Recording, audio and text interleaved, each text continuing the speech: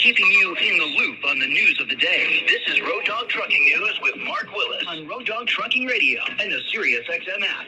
Hey, driver, Sam's. Road Dog Trucking News is going to be brought to you by Creed Carrier. And let's talk about what's going on at the ports. And with that, we turn to Stas Margaronis he's a California ports reporter at the AJOT. And Stas, I want to welcome you to the program, man. It's nice to have you on board. How are you? I'm fine. How are you? I'm doing extremely well. Thank you, man. And greetings. Are you at the Port of Oakland? Where are you?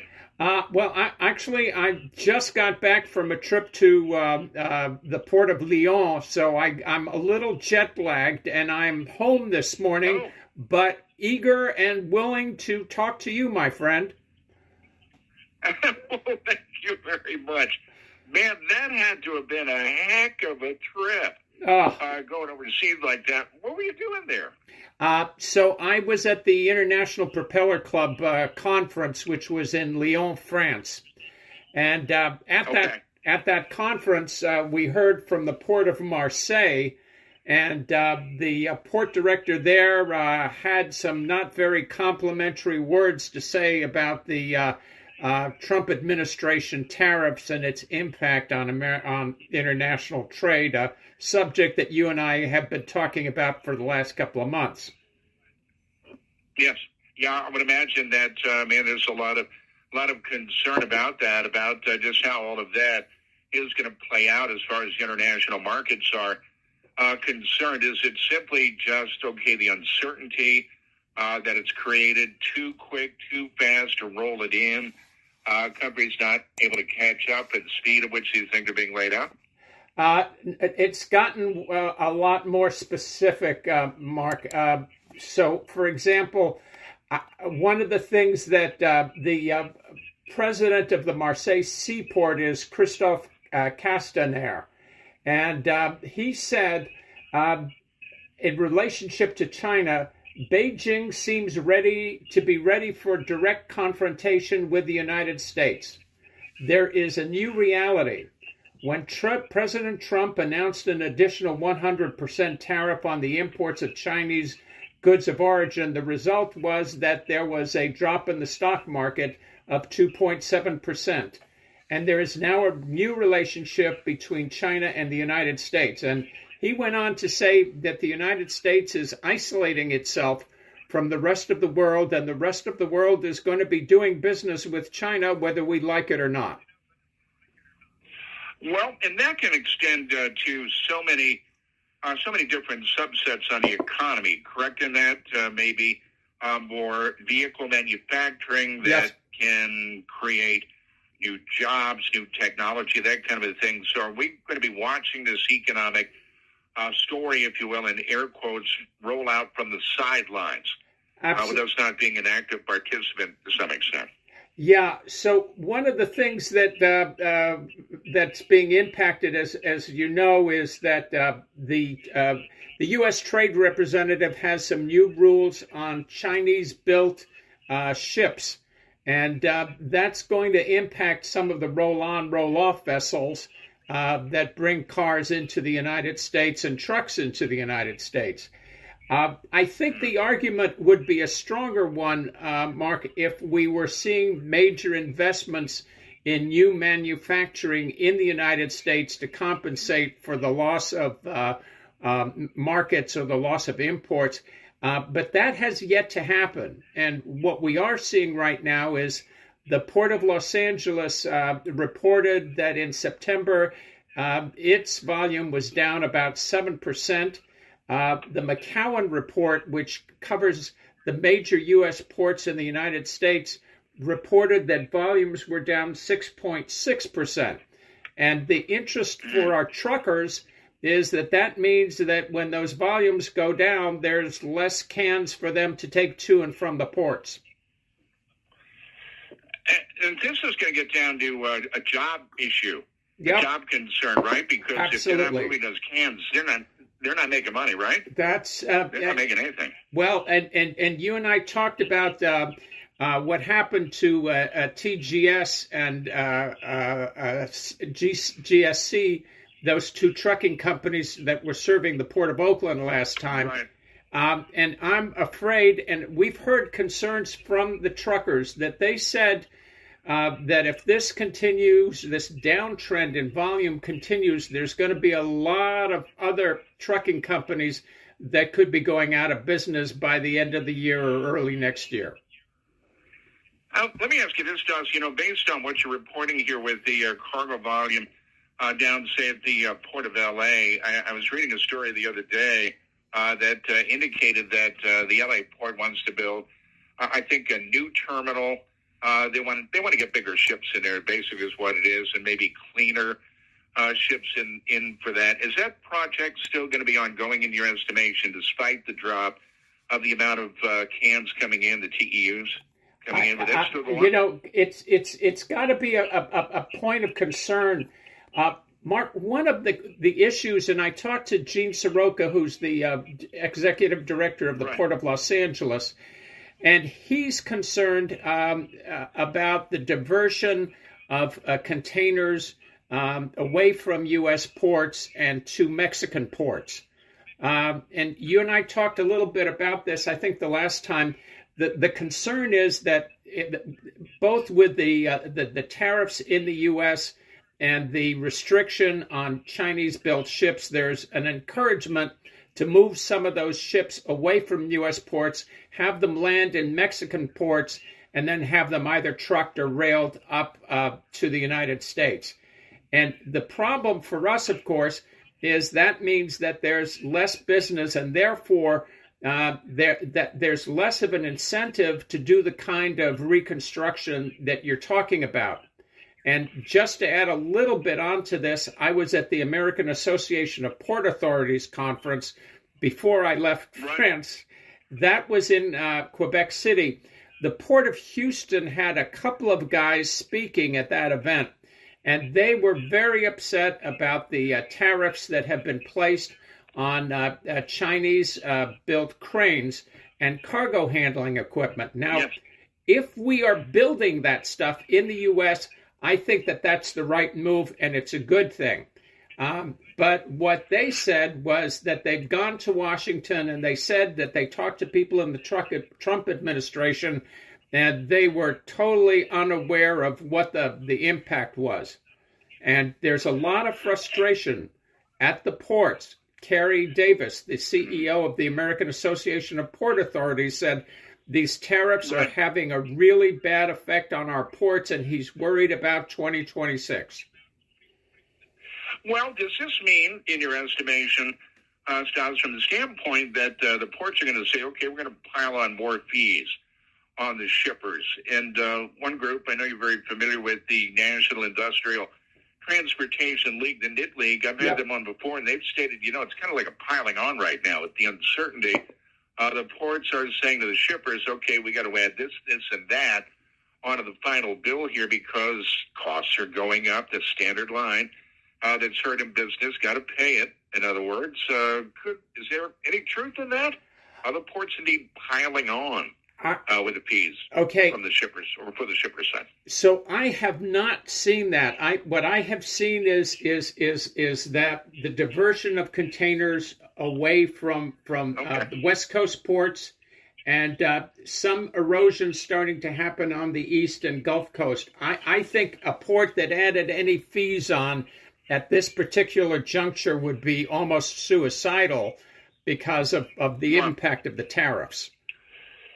And the other side of that, when you think about the cargo that's going to be diverted, say from the Port of LA as an example, say it goes on to Savannah, chances of that cargo going back to LA probably slim to none.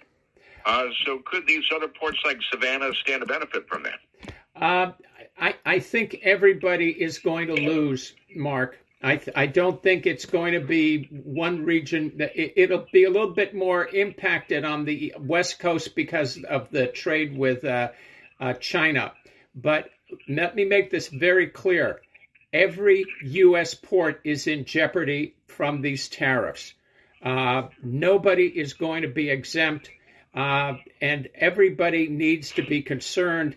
And they need to be saying something about this. And I know some of them are, but a lot of people are concerned. But no, I think the problem is everybody's going to be impacted. And the projection is that will get worse in 2026. Are we talking loss of jobs? Yes, absolutely. So I talked to a friend of mine who's a longshoreman in Oakland, and he is he's not on the steady list. So he's a casual, and he was getting a lot of work in the summer, and he's not getting work right now. And a lot of other longshoremen, I think, are going to be in the same boat as the truckers. And then that will spill over to the warehouse people and everybody else. All right, let's do this, Stas. We've got to do the break. Stas Margaronis on the line. California Ports Reporter, AJOT. And we're going to be back in a minute. Stay tuned. We've got to do this commercial stuff. And we're going to come back in a minute. Sirius XM 146. Don't go away. Exclusively on Sirius XM and the Sirius XM app. We now return to Mark Willis and Road Dog Trucking News on Sirius XM. Where can find your great work on the web? Where can we go?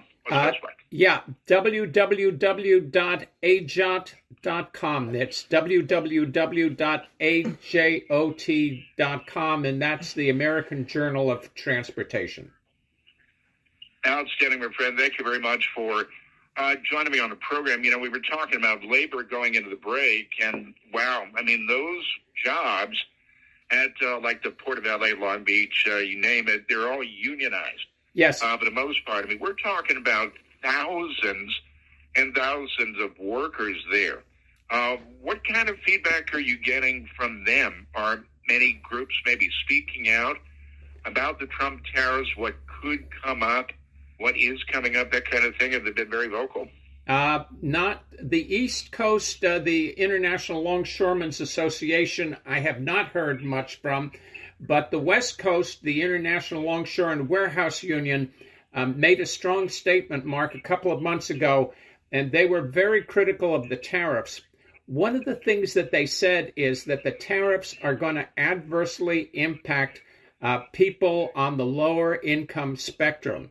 If you're a billionaire, the fact that your sofas are going to be 5% more expensive than what they were, whatever you're importing, that doesn't concern them quite as much. But people on the lower end, working people, are going to be more impacted. And the ILWU has been making very strong statements about that. And more needs, if people are concerned about that, that should be happening from both coast longshore associations. One thing I wanted to add, though, Mark, is we are likely to be seeing a real consolidation in activity. So on the East Coast, for example, we may end up seeing New York and Savannah as being the major ports, and not a lot of activity happening along the East Coast, or with diminishing activity from other ports. And Houston would be the Gulf port that would have the most activity, and then LA and Long Beach on the West Coast. My port of Oakland is suffering, no doubt. When you mention like the Port of Houston, for example, I know their staple has been energy. Export, import energy products. I mean, that is how they have built their infrastructure. And I've interviewed a lot of the folks, a couple of the folks out of the Houston Port Authority and the Port of Houston about all of that. They put a lot of their hat in the ring, if you will, based on energy. How difficult is it going to be for ports like Houston to be able to change their infrastructure to accommodate additional goods or additional volumes coming in? Would this mean a major retooling? No. I don't think so. I think what you're going to see is actually it's going to go the other way around. I think things are going to be sliding down, and the energy products are going to be suffering too, because we've got a lot of countervailing duties going on, which means that people that we put duties on them, they put them on us. And that's going to impact our ability to sell energy it's already impacting our agricultural exports. And that's one of the big themes that's of the tariffs this year, Mark, is agricultural exports are down. And they're down because we sold a lot to China, for example, and we've lost the soybean. We're in the process of losing the soybean market. And that came up at the American Association of Port Authority conference. Somebody from the Port of Duluth was complaining about that. The problem there is the ag exporters, like the truckers, need to have their voices heard about this. What is this going to mean, in your estimation, Stas, as far as developing alternative portfolio operating models? In other words, is this kind of a wake-up call for many that there's got to be diversification in the business model in order to survive? Not, in other words, not have all the eggs in one basket. So you are making a really excellent point. Unfortunately, President Trump, by getting rid of offshore wind, killed the possibility of that addition to the portfolio to a number of ports on both coasts. A number of smaller ports on the East Coast were developing support for offshore wind turbines, and that was also happening on the West Coast. The port of Long Beach, for example, was building up a actual offshore wind port. So I can tell you that on the West Coast, we probably lost the prospect of 10,000 new jobs at ports on the West Coast. And I don't know what the number is on the East Coast, but I can assure you that it probably will be the same number. And you're making a really good point. This could have been happening, but we decided for ideological reasons or whatever to torpedo offshore wind. And those require a lot of boats to go out and support the wind turbines, whether they're fixed or floating. You need to have transmission lines. You need to do maintenance and repair. You have to take the wind turbines in and out of the port. Smaller ports, we're going to have a big business in this, and that is all currently stopped.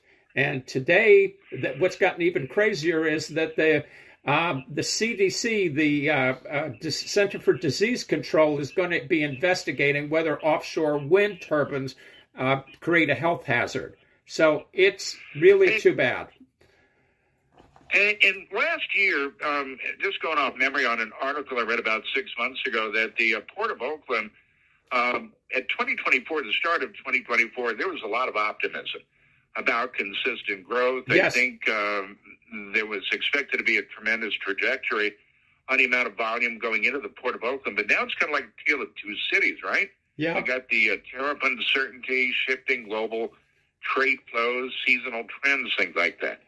Is that a good description? Yeah, you're right. And if Brian Brandis, the maritime director at the Port of Oakland, is listening to you and me, he's going to be very upset with me. But we are experiencing those headwinds. And actually, the Port of Oakland was going to be benefiting from support for offshore wind projects on the West Coast. The other thing is Port of Oakland has 50% of their volume is ag exports. And those ag exports are down, and that really hurts us at Oakland.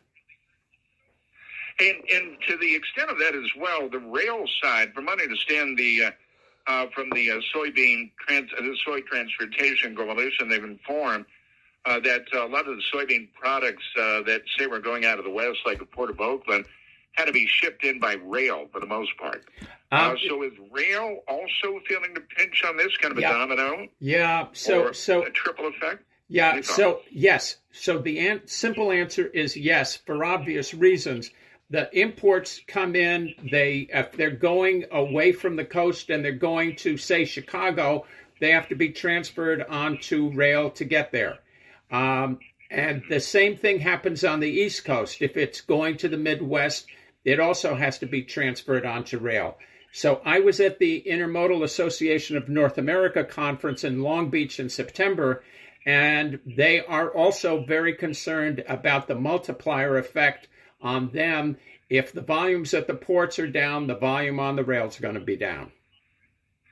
And one last question, Stas. I'm looking at a photo from the LA Daily News. It is at the port of Los Angeles, and one of the vessels, these enormous vessels, it's got on the start of the ship, the beginning of the ship, it says all the way to zero. So I'm thinking, okay, zero emissions for these monster ships to generate. But is that achievable in your estimation? I mean, are these big ships on the way to zero?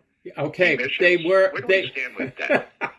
They were on the way to zero until the Trump administration contributed to torpedoing a International Maritime Organization vote to reduce emissions on big ships a couple of weeks ago, and as a result of that, the plans to put an assessment that would have helped pay for the reduction of those emissions has been stopped, and that was principally directed by the Trump administration, and it was going to pass before that happened. So those big ships are now going to continue to pollute unless we start to put more pressure on them, and at the moment that's not happening because of this decision to delay the impact at the IMO. And one more question before I let you go. There was a lot of discussion about dredging these harbors even deeper. Yeah. I know Port of LA looked at that. Port of Jacksonville's looked at that as well. Where do we stand with that? Is that just the dredging of harbors more deeper overall? Is that still a thing? I'm using air quotes, or is that kind of like slow down a bit? So the problem we've got is that if there's going to be less ports doing less business, the need for dredging is going to also go down. And the dredging channels that you're going to require are going to be at the major ports that are doing the business. So that's kind of a indirect impact of all of that. A lot of the ports were competing for the same business. But if this consolidation and decline continues, people like Jacksonville and smaller ports on the East Coast, even Baltimore, are not going to have the business, so the need is not going to be there. Wow, okay. What a changing story, to say the very least. I'll extend an invite for the director of the Port of Oakland and you to join us for a show at some point, when it's convenient for you. What story that would be to get more voices involved. Thank you, Stas. Stas Margaronis on the line with us with AJOT. And Stas, one more time, where can folks read up on your great work, socials, website, and all that? Okay, www.ajot.com. That's www.ajot.com. Outstanding. Thank you, sir, very much. And safe travels. We'll do it again. Drivers, see how all of this ties together. We're not in silos. I've said this many. Thank you, Stas. Thank you. We'll talk to you soon. Have a good rest of your day and week. Thank you very much. In connection with the rails, with maritime aviation, we talked about that yesterday as well. We got a break here for a few minutes, and we've got a whole bunch more. Coming up for you on the other side, don't go anywhere. Mark Billis on Sirius XM 146.